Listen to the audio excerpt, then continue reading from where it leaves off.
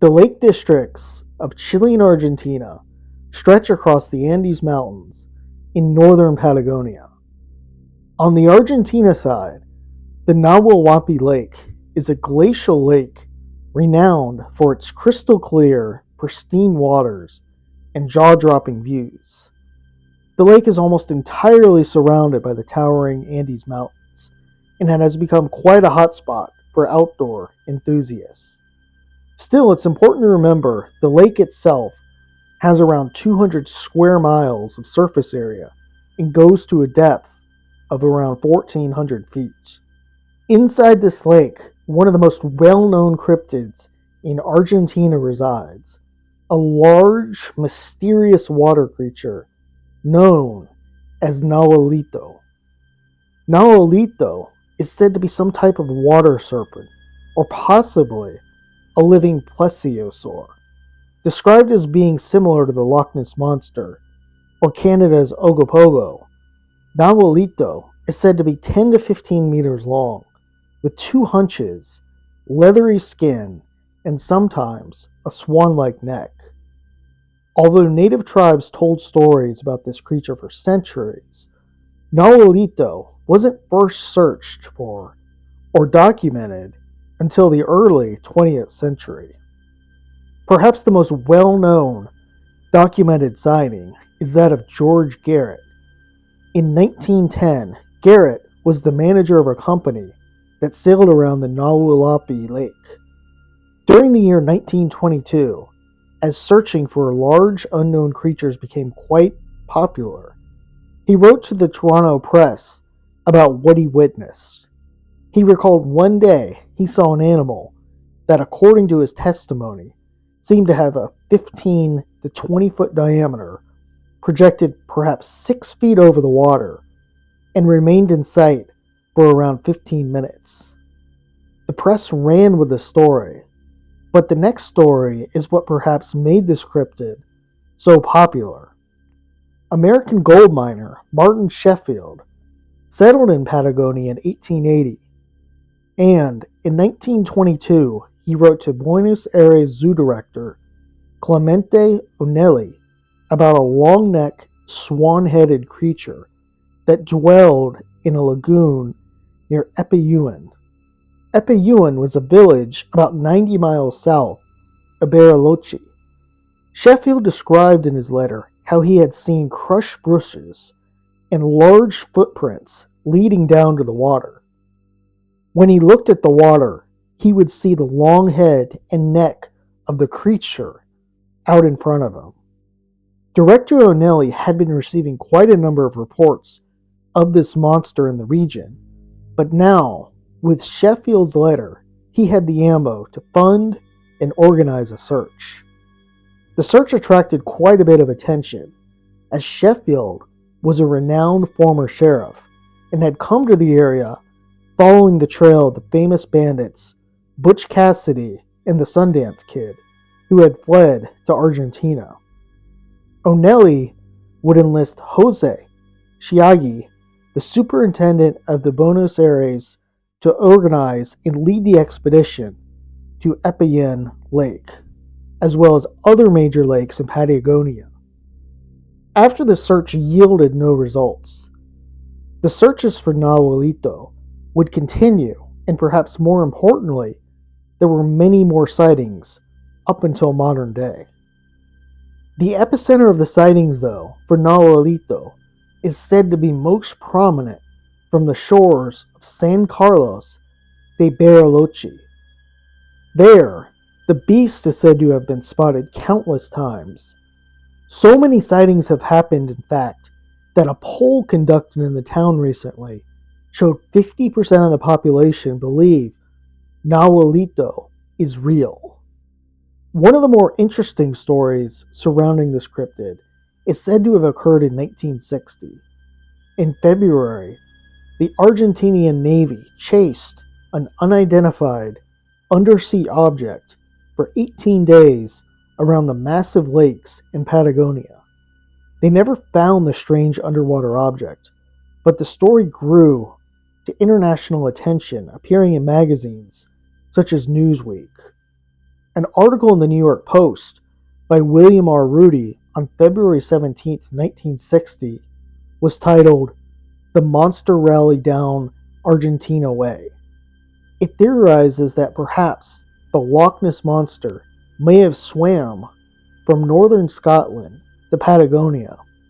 While somewhat far-fetched, the article highlights how historically cryptids used to garner mainstream media attention instead of the cold shoulder. Still, there's a number of theories as to what the Argentine Navy was following during that time. One is that this was a foreign submarine that had came into the territory. To date, no country has admitted this was them. Some believe this could have been a Nazi submarine. It's well documented many Nazis fled to Argentina after World War II. Some even say Hitler himself, who some believe didn't commit suicide, came to Argentina. In fact, there is speculation he had a home right on the coast of the Nahuel Huapi Lake.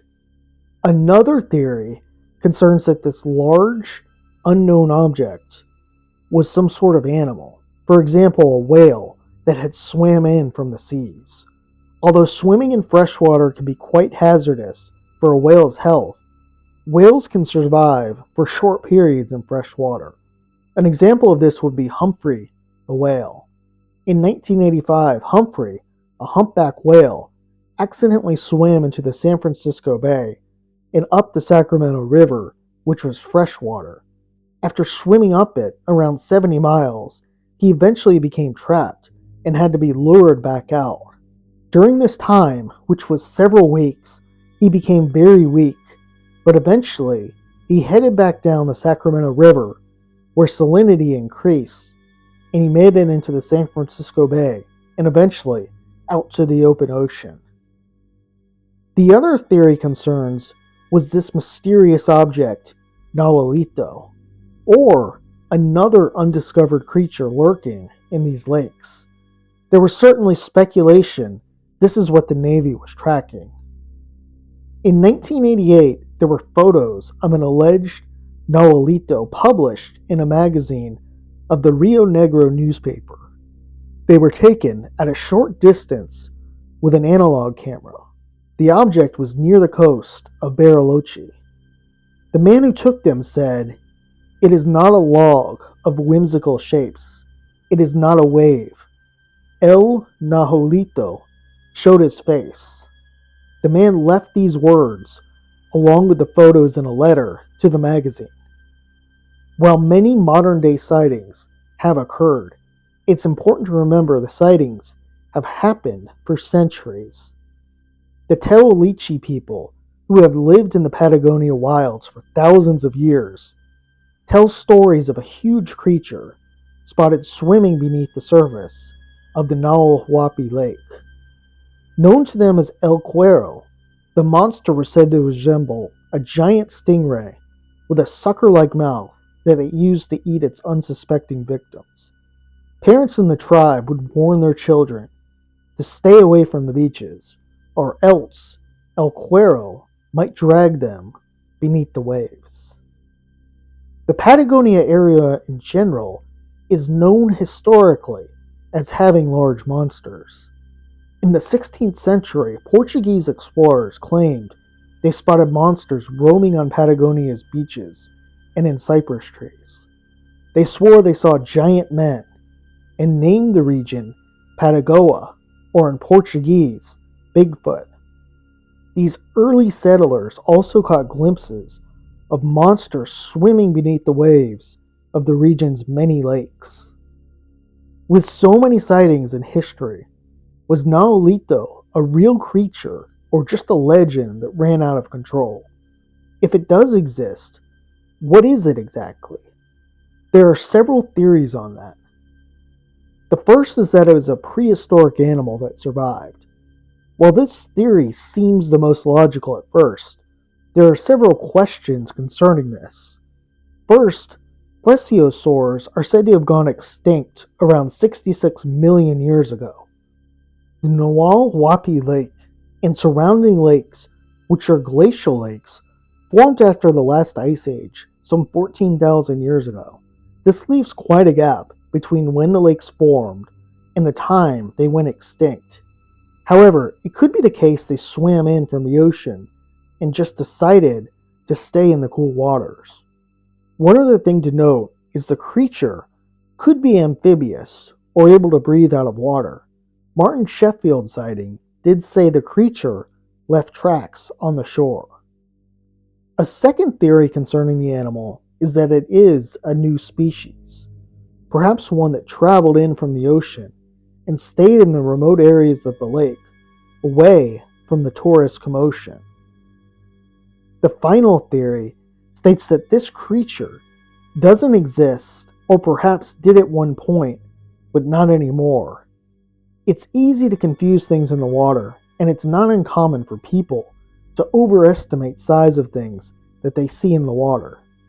The story did appear to explode the cryptid's popularity once the 1922 search ensued. To date, sightings of the creature continue, but until some documentation is recorded, Nahuelito, unfortunately, will continue to be considered a myth.